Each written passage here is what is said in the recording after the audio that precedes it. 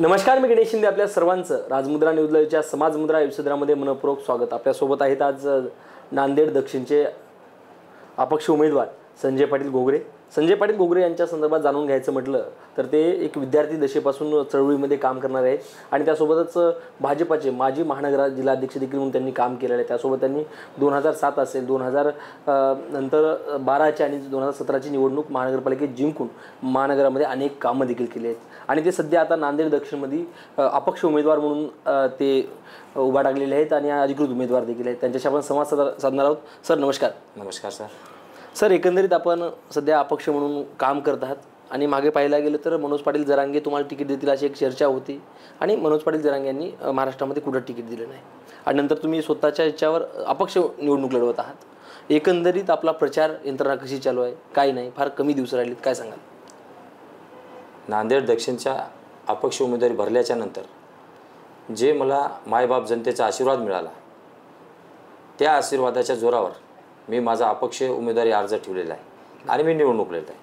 तर निवडणूक लढते वेळेस मी ज्या गावात जाईल, मी जिथे कुठे जाईल तिथे एवढा माप जमतो की सर्वजण म्हणतात की तू लढ, आम्ही तुझ्या सोबत आहोत, म्हणून पाठीवर माझे हात देतात. त्यामुळे मी नक्कीच माझी प्रचार यंत्रणा नांदेड दक्षिणमध्ये आज 1 नंबरवर आहे. सर्व माझे मित्रपरिवार, माझे पाहुणे सर्वांनी या इलेक्शनमध्ये माझ्यासाठी गावगाव फिरणं चालू केलं आहे. शहरामध्ये सुद्धा फिरत आहेत. नक्कीच आपण सिडकोमध्ये सातत्यानं तब्बल 10 वर्ष म्हणजे नगरसेवक म्हणून काम केलेलं आहे आणि आता एकंदरीत आपण जर बघितलं ग्रामीण भागामध्ये एकंदरीत सध्या तुमच्या ज्या मतदारसंघाची परिस्थिती कशी आहे, विकास कामं झालीत का, नेमके काय विषय? नाही, ग्रामीण भागामध्ये विकास कामं झाले नाहीत. टक्केवारीचं राजकारण झालं. या आमदार महोदयाने जसं आपण एखाद्या बीट करतो, बोली लावतो सामान्य याची, तशा प्रकारचं निधीची बोली लावून हे निधी विकल्या गेला. त्या अनुषंगाने नांदेड दक्षिणमध्ये रस्त्याच्या जे कामं होते, म्हणजे रस्त्याचं जे जाळं निर्माण झालं पाहिजे ते जाळं निर्माण झालं नाही आणि सगळीकडंच नांदेड दक्षिणमध्ये विकास कुठेही झाला नाही, कुठेही रस्ते झाले नाहीत आणि जिथं झाले ते महिन्याभराच्या आत उकरून जात आहेत. कारण टक्केवारीचा एवढं बाजार झाला, मोठा व्यापार केला टक्केवारीचा की त्या उद्देशानं, कारण आपण एखाद्या गुत्तेदाराकडून टक्केवारी घेतली आणि त्यानं बोगस काम केलं तरी, निष्कर्षाचं काम केलं तरी आपण त्याला बोलू शकत नाही की बाबा काम खराब झाले म्हणून. अशा प्रकारचे कामं झालेत. तुम्ही नांदेड दक्षिणमध्ये माहिती घेऊ शकता. नक्कीच मागल्या आमदारांनी बऱ्यापैकी म्हणजे कमिशनचा जोराचंही झाले टक्केवारी. त्यासोबतच साहेब एकंदरीत पाहायला गेलं तर सध्या शेतकरी बरेच हे करत आहेत, शेतकऱ्याच्या मालाला भाव नाही म्हणतात, महागाई वाढत आहे. हा नेमकं कसं आढळून येते? 100% खरी गोष्ट आहे. शेतकऱ्याच्या मालाला भाव नाही आणि ते भाव नाही तर आमदार महोदयाने काय केलं 5 वर्ष? आज तुम्हाला एक शेतकऱ्याचा विषय म्हणला त्यानंतर तुम्हाला एक सांगतो, दिवसा ग्रामीण भागामध्ये लोड शेडिंग आहे. 5 वर्ष झालं ग्रामीण भागातले मायबाप जनता आमदारापाशी गेली की हे लोड शेडिंग दिवसाची बंद करून, रात्री झाली हरकत नाही लोड शेडिंग, परंतु दिवसा लाईट आली पाहिजे आणि शेतीसाठी हे दिवसाच लाईट योग्य आहे. कारण रात्री तुम्ही 12ला लाईट येते, 12 वाजता जर घरातला माणूस एखादा शेतीसाठी बाहेर निघतो, शेती भिजवण्यासाठी मोटर चालू करून, तर त्यावेळेस त्या घरचे जे माणसं आहेत ते झोपू शकत नाहीत. कारण तिथं जनावरं, साप, इचू असे भरपूर काही समस्या आहेत शेतकऱ्यांना रात्रीच्याला. त्या उद्देशाने या आमदार महोदयाने 5 वर्षामध्ये दिवसा लोड शेडिंग, दिवसा लाईटची व्यवस्था केली नाही आणि त्यामुळे शेतकरी बांधव फार आमदारावर तीव्र नाराज आहेत. नक्कीच सर, एकंदरीत आपण नाराज देखील आहात आमदारावर आणि सध्या जर आपल्याला अपक्ष तयारी करतात, आपलं वातावरण चांगलं आहे असं म्हणताय. एकंदरीत जर आपल्याला जर तुम्हाला आमदार म्हणून झाला, 23 गुलाल लागला, आमदार म्हणून झाला, तर आपल्याकडं विकासाची ब्ल्यूप्रिंट काय असेल, आपल्याला नेमकं काय करायचं मतदारसंघात? मी सर्वात पहिले जे शेतकऱ्याची मागणी आहे की त्यांना दिवसा लाईट पाहिजे, रात्री लोड शेडिंग झाली तर हरकत नाही, त्यासाठी कोणत्याही परिस्थितीमध्ये काही आंदोलन करावं लागले तर आंदोलन करेल आणि दिवसाची लाईट शेतकऱ्यांना उपलब्ध करून देणार आहे. नांदेड शहरामध्ये ट्रॉफिकची समस्या आहे. तर नांदेड शहरामध्ये आपलं जुना मोंडा ते राज कॉर्नर एक ब्रिज तयार झाला पाहिजे. त्या अनुषंगाने ज्यांना ट्रॉफिकची जी समस्या आहे ती दूर होईल. आपल्या म्हणजे हिंगोली गेट साईडला एक ब्रिज पाहिजे. त्या अनुषंगाने त्या नांदेड शहरामधील आपल्या ट्रॉफिकची समस्या दूर होईल आणि नांदेडकरांना ट्रॉफिकमधून मुक्तता मिळेल. ग्रामीण भागामध्ये, शहरी भागामध्ये जे रस्त्याची व्यवस्था नाही, नालीची व्यवस्था नाही, जे रस्ते आज झाले पाहिजे होते 5 वर्षाच्या काळात, ते रस्ते कुठेही झाले नाहीत. आणि त्या अनुषंगाने मी रस्त्याचं एक जाळं निर्माण करेल आणि ते जाळंसुद्धा वर्षानुवर्ष टिकलं पाहिजे अशा प्रकारचं मजबूत जाळं एक रस्त्याचं तयार करणार आहे. आपल्या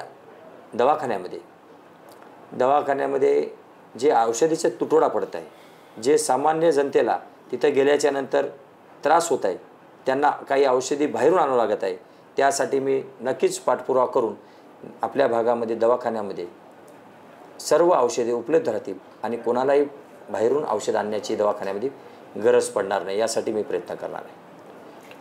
नक्की साहेब, आपलं विजनही खूप चांगलं आहे. त्यासोबतच सर, तुम्ही पहिलं महायुतीमध्ये होतात, भाजपाचे एक महानगराचे जिल्हाध्यक्ष होतात आणि एकंदरीत पाहता वातावरणही चांगलं आहे. मग हे सगळ्या गोष्टी असताना कुठंतरी थांबवण्यासाठी ऑफर वगैरे कुठे काही असं काही चालू आहे का? आता ते काय सांगता येणार नाही. मग ऑफर भरपूर होत्या, परंतु ऑफर स्वीकारणारा संजय घोगरे नाही. मी माणसं कमीलेत. मी 10 वर्षाच्या काळामध्ये मी पैशाच्या मागे लागलो नाही, पैसा कमील नाही. परंतु मी आज लक्ष करा, मी अपक्ष उमेदवार आहे, मी शेतकऱ्याचा मुलगा आहे, सामान्य घरातला आहे, तरी पण मला आज मायबाप जनतेने डोक्यावर घेतलेला आहे. आणि आज नांदेड दक्षिणच्या विधानसभेमध्ये 87 मध्ये माझ्या मते माझं नाव 1 नंबरला आज आहे. ते फक्त मायबाप जनतेच्या आशीर्वादामुळे आहे. त्या अपक्षाची ऑफर आल्या, परंतु मी त्यांना सांगितलं की हे शक्य नाही, कारण संजय घोगरे विकल्या जाऊ शकत नाही. नक्कीच सर, त्यासोबत तुमचं सामाजिक कार्यही खूप चांगलं आहे. एक मागच सांगली कोल्हापूरचा पूरस्थिती निर्माण झाली होती, त्यावेळेस आमची राजमुद्राची टीम देखील होती आणि तुम्ही देखील होतात. एकंदरीत आपल्या जे सामाजिक कामाची काय सांगता येईल, सामाजिक कामं आतापर्यंत कशा प्रकारे झाली? मी 2008 पासून 26 जानेवारीला प्रजासत्ताक दिनानिमित्त रक्तदान शिबिर घेतो आणि ते सतत आजपर्यंत कायम आहे. काही होद्या, परंतु मी रक्तदान शिबिर घेतोच. मी मधल्या काळामध्ये आरोग्य शिबिर घेतले एमजेम मार्फत आणि इथल्या 350 पेशंटला त्यांच्या सर्जरीसाठी त्यांचे जे त्यांना दवाखान्याच्या गरज होती, त्या गरजेसाठी मी 350 पेशंट हे मुंबई पनवेलला एमजेम कॉलेजमध्ये त्यांचं शस्त्रक्रिया झाली आहे. आणि आपल्या भागामध्ये मी आपले डोळ्याचे शिबिर, नेत्र तपासणी शिबिर, नेत्रदान शिबिर असे भरपूर शिबिर ठेवलेले आहेत. आणि त्या अनुषंगाने आता कोरोना काळामध्ये मी आपल्या भागामध्ये जंतुनाशक फवारणी डोर टू डोर मारलेले आहे, त्याचे फोटो पण आपल्याकडे आहेत. मी त्या काळामध्ये राशनच्या जे दुकानं बंद होते आणि मायबाप जनतेला थोडा अन्नधान्याचा तुटवडा होऊ लागला, त्या काळामध्ये मी अन्नधान्याच्या किट वाटप केल्या. आता त्या काळामध्ये रक्ताचाही तुटवडा होता, परंतु रक्त द्यायला कोण तयार नव्हतं. तर मी माझ्या मित्रांना, पाहुण्यांना, सर्वांना आवाहन केलं आणि 2 रक्तदान शिबिर घेतले.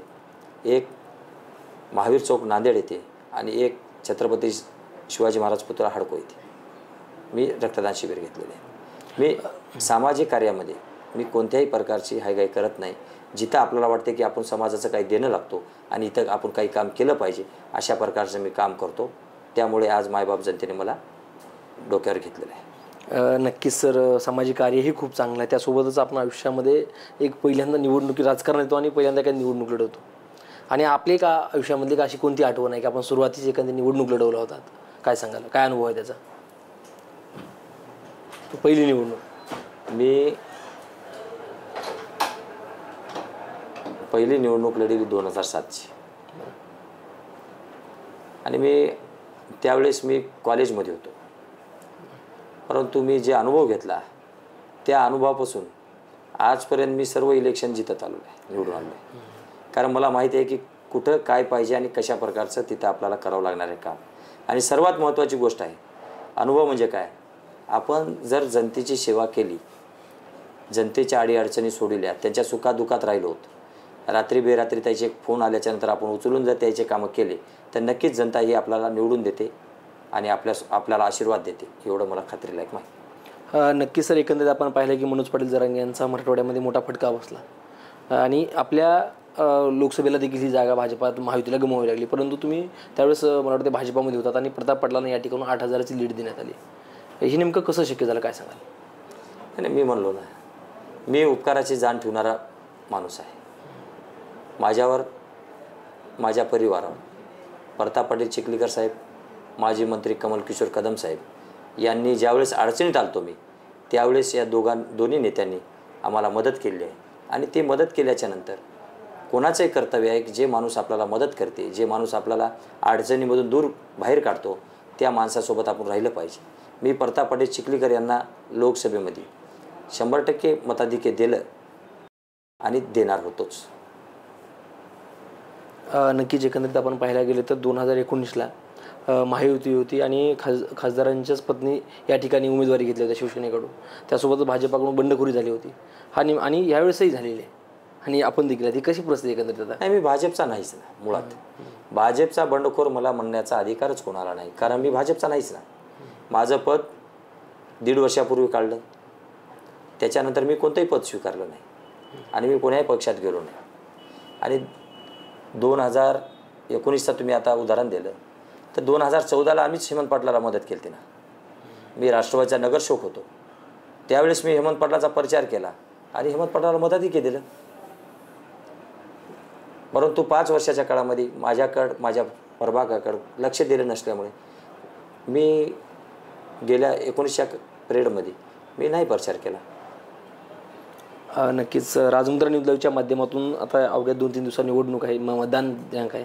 राजमुद्रा न्यूज लाईव्हच्या माध्यमातून सर्व जनतेस काय आवाहन कराल, काय सांगाल मतदारसंघ? मी नांदेड दक्षिण मतदारसंघातील सर्व मायबाप जनतेला मी आवाहन करतो की आपण आपल्यासाठी झटणारा, आपल्यासाठी रात्री बेरात्री आपण कॉल केला तर कॉल उचलून आपल्याला बोलणारा, आपल्यासाठी आरोग्याच्या काळजी घेणारा, आपल्याला जिथे जिथे समस्या येईल तिथे तिथे येणारा, जो माणूस टक्केवारीचं राजकारण करणार नाही मतदारसंघामध्ये, जो माणूस कोरोना काळामध्ये स्वतःचे दवाखाने उभारून पैसे कमिणार नाही, कारण जनतेचा जीव महत्त्वाचा, पैसे नाही, अशा माणसाला आपण निवडून दिलं पाहिजे. आणि मला वाटते मी समाजकार्य करणार आहे आणि जनतेनं मला आशीर्वाद द्यावा. मी 5 वर्ष जनतेचा सेवक म्हणून सतत त्यांच्यासोबत राहून काम करणार आहे. मी संजय शिवाजीराव घोगरे. मशीन 2 आहेत, एक लोकसभेची आहे, 2 टेबल आहेत, एक लोकसभेचा टेबल आहे आणि दुसरा टेबल हा विधानसभेचा आहे. विधानसभेत मशीन, लोकसभेच्या मशीनवर सुद्धा अंगठी निशाणी आहे 16व्या नंबरवर. परंतु लोकसभेच्या मतदान करते वेळेस तुम्हाला जे योग्य वाटते त्या उमेदवाराला तुम्ही मतदान करा. आणि विधानसभेच्या